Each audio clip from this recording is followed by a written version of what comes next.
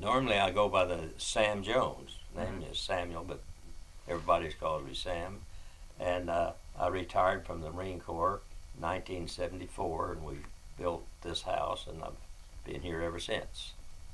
I joined the military through the draft. I went up to volunteer. Of course, like most young men then, it was a patriotic thing to do. They was none of this trying to get out of the battle. They wanted to go. I wanted to be a Marine, and they wanted me to go into the Navy Air Force, and I argued with them a little bit, and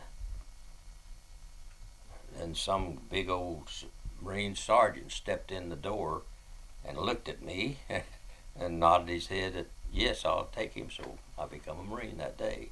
On Iwo Jima, there was no place for either side to back up. It was head-to-head combat for 36 days and nights.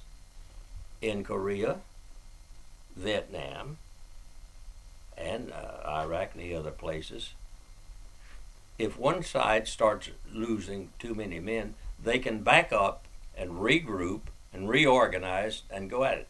Well, on Iwo Jima, there was no such thing as backing up,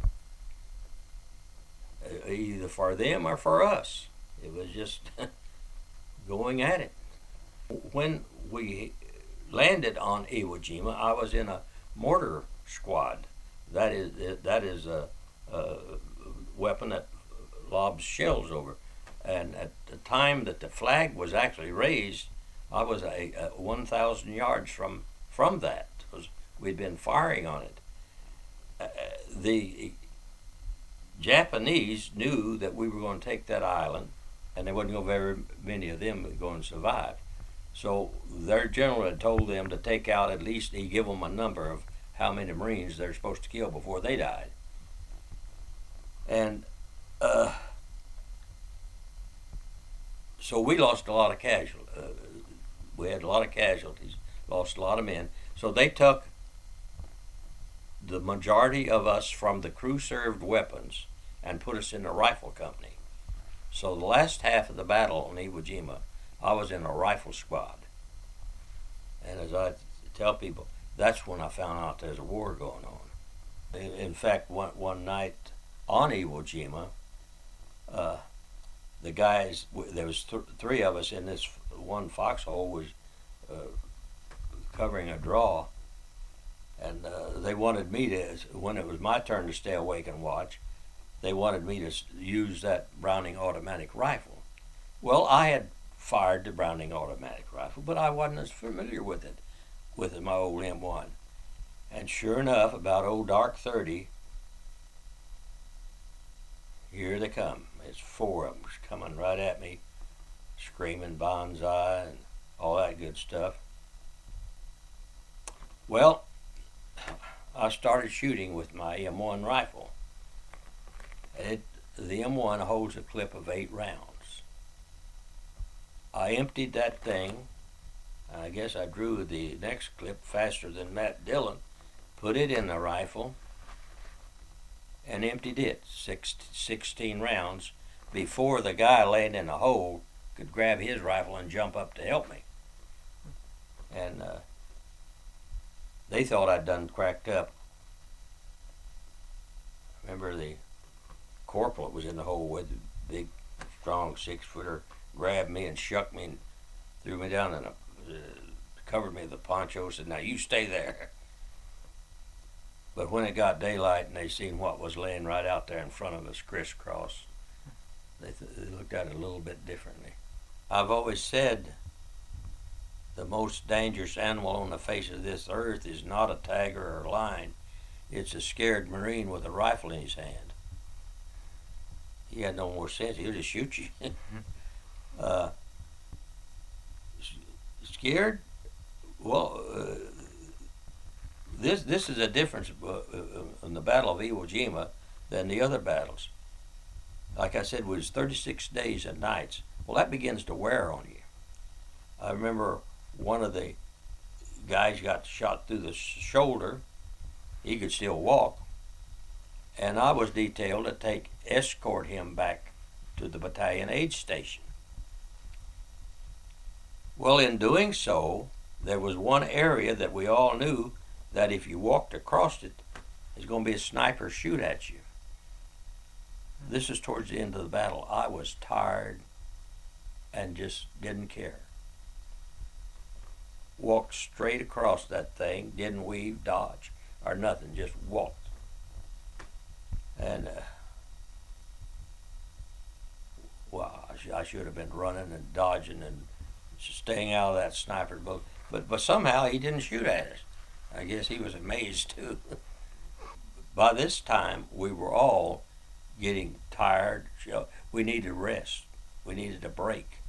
And this is a difference in the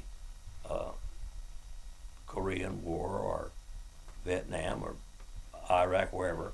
Like I said, one side or the other can back up and get that rest. But you get tired, you don't care.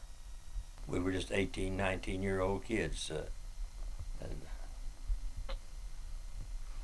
fighting the Japanese there. The only thing left after that battle was Okinawa. And we were scheduled to go to Okinawa, but we was too shot up. There wasn't enough of us left to make a real good fighting organization. So we went back to Hawaii and took on new men from the States, recruits and people from other battles, and build ourselves back up to a fighting organization. And by that time, we trained to make an amphibious landing in Japan.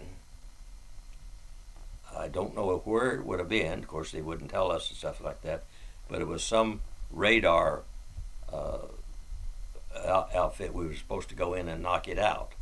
And we landed, they picked out a spot in Hawaii similar to that, and we landed time and again. We'd go in and practice knocking it out and getting out. But they surrendered, so we didn't have to do it. I'm glad. They had a program, I forget what it was. They give you so much money for so many weeks after you got home. And I went, lived in Bloomfield, Missouri at that time. I went downtown, and here was all my friends, that people that I knew, standing there getting this handout. Well, that just struck me wrong. I could not reach my hand out for something like that, and so I went back in the Marine Corps almost immediately.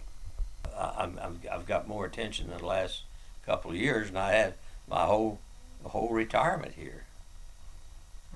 You know, people are beginning to, I don't know, like that article in the paper.